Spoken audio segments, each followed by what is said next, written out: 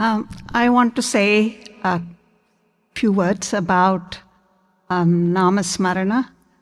And Namasmarana is considered the highest form of spiritual practice. And it's been confirmed. Swami said it. Bhagavad Gita says that. Bhagavatam says that. And even Sirti Baba said, Swami Vivekananda said the same. And Sirti Baba also said, keep namas repeating, Raja Ram will help. That's what he also recommended. Why is the Namasmarana valued so highly in spiritual practice? There are a few reasons. Number one, when we say the name comes with the form. Name and form are not separate, and they are one.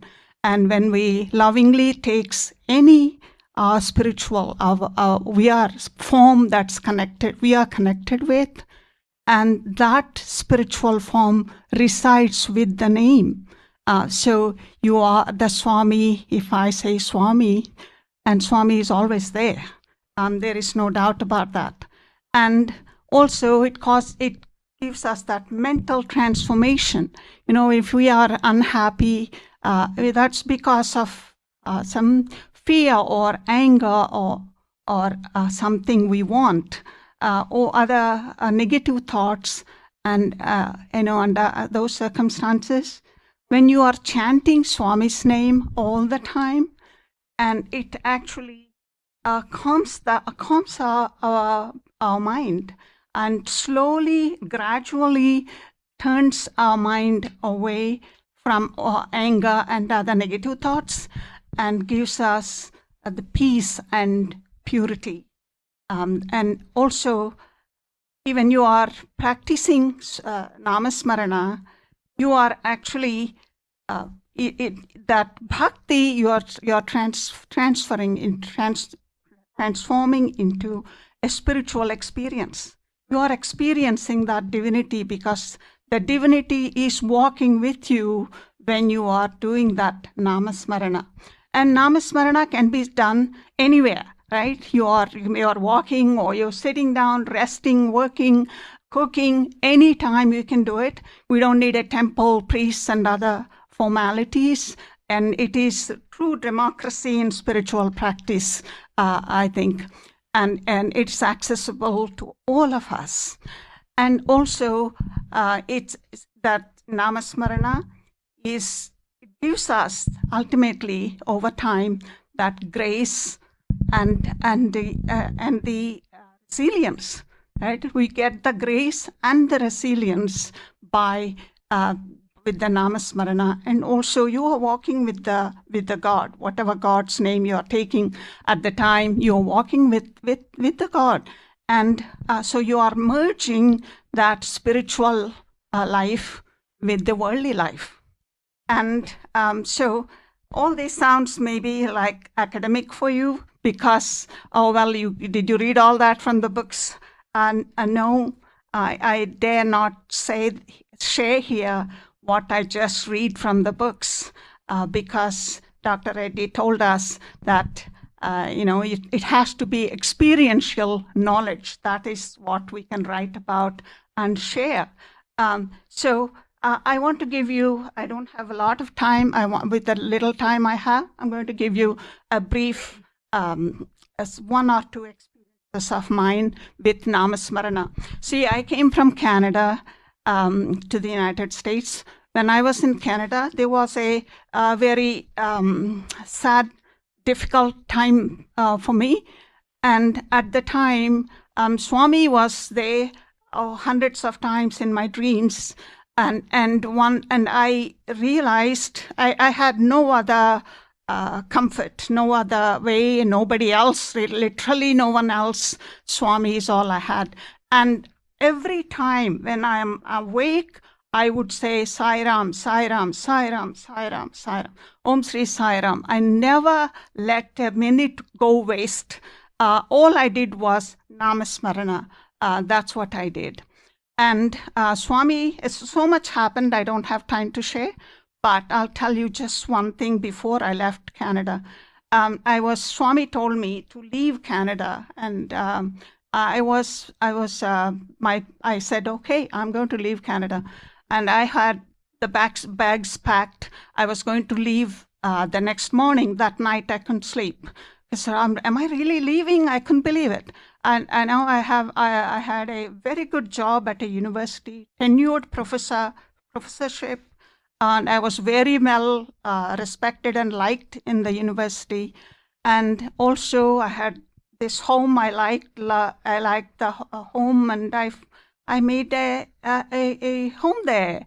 But at the moment, it all looked like a house of cards. I decided I'm leaving, and I couldn't sleep. I was anxious.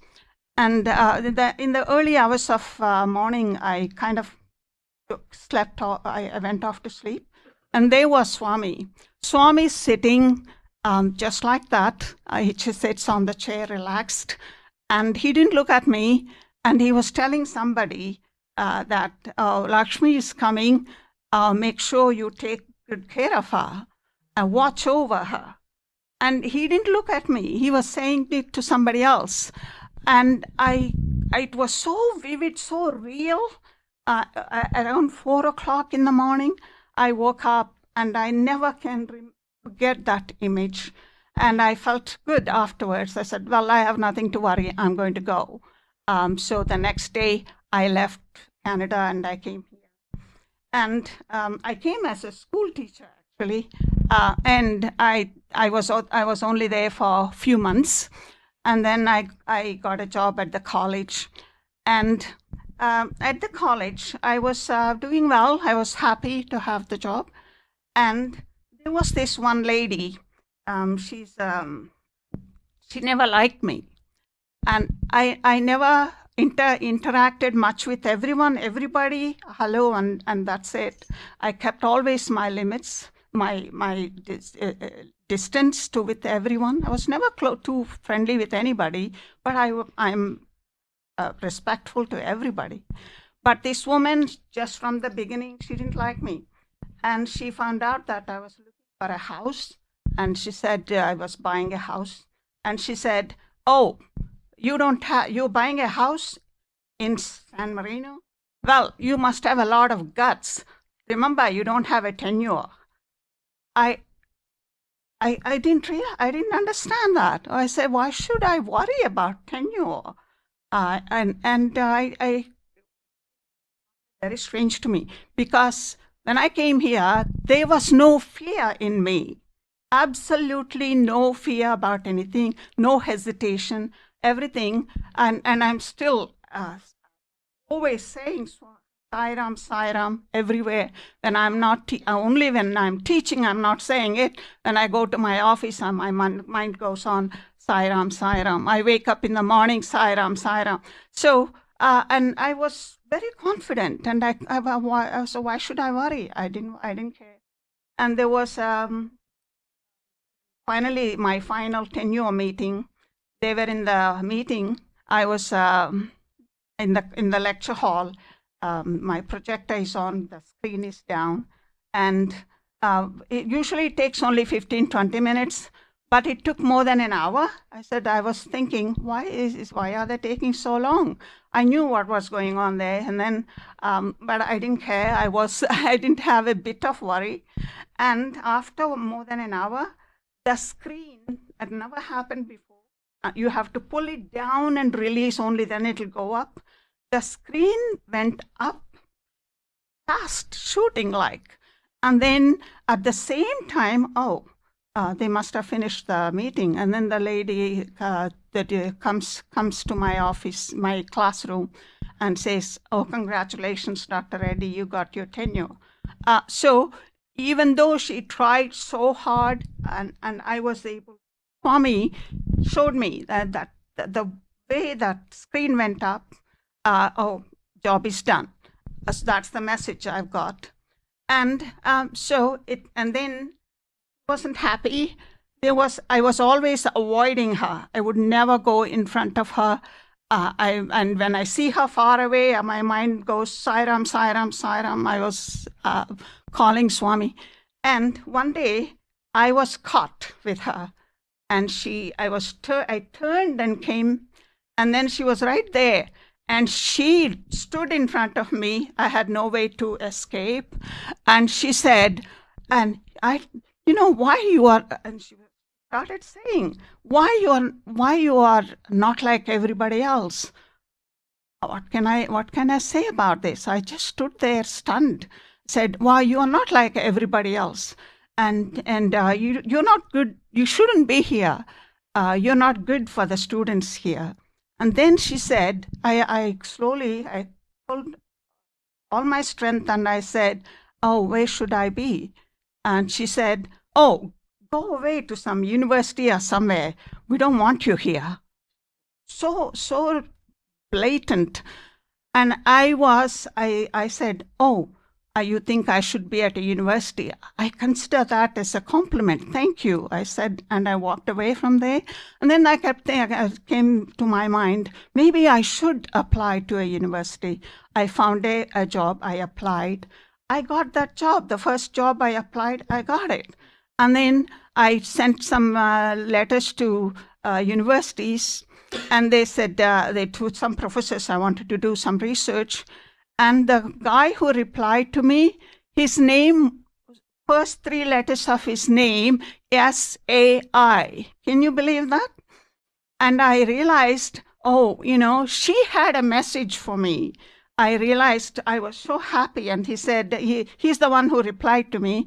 And S-A-I-E-R, his name is. The first three letters, S-A-I. I saw that S-A-I. I couldn't believe it. And then I went and met him, and he said, oh, anytime you want, you come and work in the lab. So I got the key gave me a key to the lab, and whenever I went, I started working with him. Whenever I went there, he accommodated me in his house. So I was living in his house and working in the lab whenever I go to San Diego. He's from UCSD.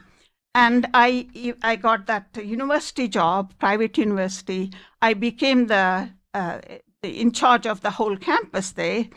But I didn't leave the community college job. I kept it in I would finish it by 3:00 and then go and work there. After the college finished, I would work at the university. So I was doing the university work and doing research. I wouldn't have even thought of it. And my research, it was very, very fulfilling. And again, there was no fear for me, hesitation. Would I be able to do all that work? There was nothing at all. And Swami knew I can manage it. And we wrote so many papers together. And there is a chapter in a biochemistry book, things that I never even dreamt of. And Swami made it possible. And all my work is on the internationally recognized protein database, the website. So I just want to, I kept thinking, well, if she didn't say that to me, I wouldn't have even tried for that.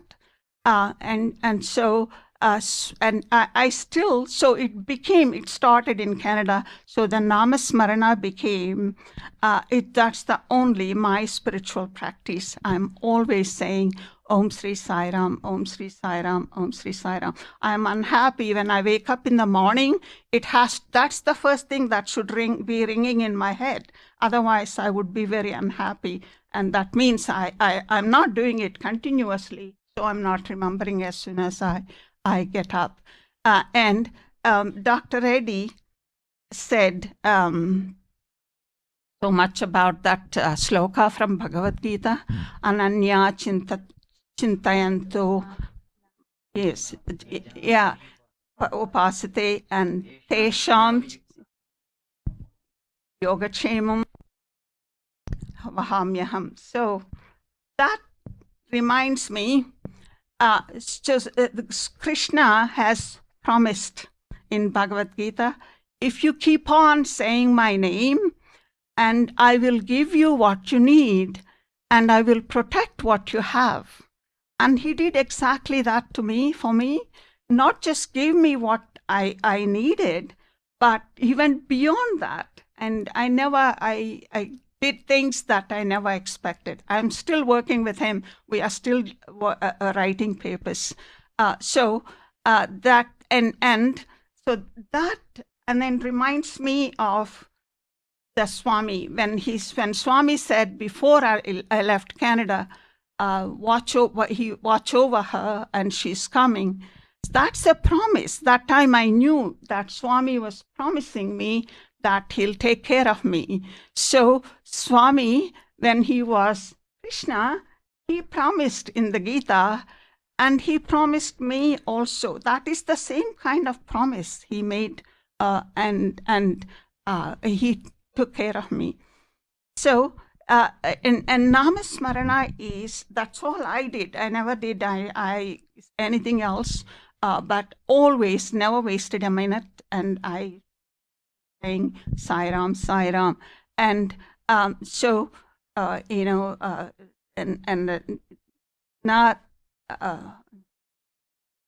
ham deham, oham soham. Dr. Reddy said that so many times.